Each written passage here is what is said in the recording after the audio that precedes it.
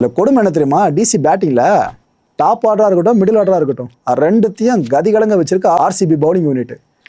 இந்த டாப்லேருந்து 6 பேர் பாருங்கள். டிசியில் சஹில் டக் அவுட்டு, கேஎல் ராகுல் 1 ரன், ராணா 1, ரிஸ்வி டக்கு, ஸ்டப்ஸு 5, அக்சர் கேப்டன் அக்சர் டக்கு. இந்த 6 பேரும் சேர்ந்து அடித்த மொத்த ரன்ஸ் எவ்வளோ தெரியுமா, 7 ரன்ஸ் தான்.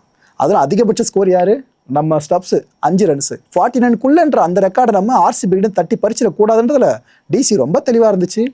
பொருள் இருக்கார்ல, இம்பாக்ட் பிளேயராக உள்ளே வந்தவர், அவர் தாங்க நின்று ஆடினாப்பில் 30 ரன்ஸ் அடிச்சாப்புல. இவரோட 30 ரன்ஸை கொஞ்சம் கழிச்சு கட்டு பாருங்க, டிசியோட ஒட்டுமொத்த ஸ்கோர் எவ்வளோ கீழே வந்திருக்குன்னு உங்களுக்கு தெரியும் நல்லா.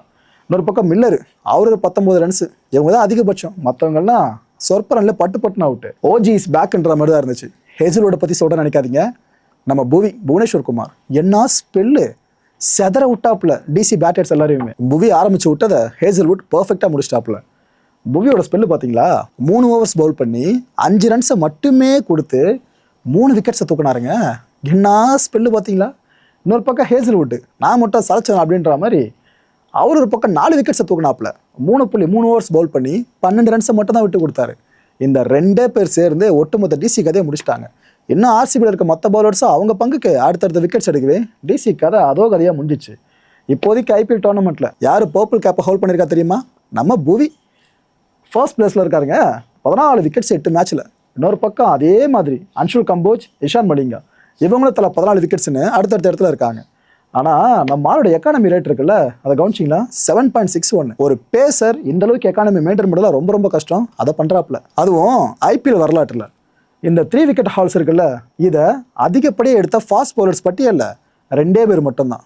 ஒருத்தர் பும்ரா, இன்னொருத்தர் நம்ம புவி. இந்த எலிட் லிஸ்ட்டில் எப்பவுமே யார் லீட் பண்ணுவா, நம்ம பும்ரா 25 முறை 3 விக்கெட்ஸ் ஹாலு. இன்னொரு பக்கம் புவி 20 முறை. எனக்கு தெரிஞ்சு புவி கூடிய சீக்கிரமே இந்த ரெக்கார்டை சமன்படுத்துவார்னு நினைக்கிறேன். இன்னொரு பக்கம் படிக்கல் 34 ரன்ஸ் நாட் அவுட்டு. இன்னொரு பக்கம் Virat Kohli 23 runs not out. இது பார்த்தோன்னா பெத்தல் 20 ரன்ஸு. பெத்தல் அடிச்ச ஷாட்லாம் கண்ணு முன்னாடி இன்னும் இருக்குது. 3 பேர் மேட்சை முடிச்சிட்டாங்க. 6.3 ஓவர்ஸில் ஆர்சிபி 77 ரன்ஸ் எடுத்துச்சு, 1 விக்கெட்டை மட்டும்தான் விட்டுச்சு. மேட்ச் முடிஞ்சதுக்கப்புறம் நம்ம அக்சர் பட்டேல், தோத்த டீமோட கேப்டன், விராட் கோலி எவ்வளோ சந்தோஷமாக கட்டி அணைக்கிறார் தெரியுதா. வெளியில தான் சந்தோஷம், உள்ளுக்குள்ளே எவ்வளோ குமிரிட்டு இருப்பாரு அந்த மனுஷன். எப்பேற்பட்ட டீம்பா டிசி. ஆரம்பத்துலேருந்து எல்லாருக்கும் மரண பயத்தை காமிச்சோம்.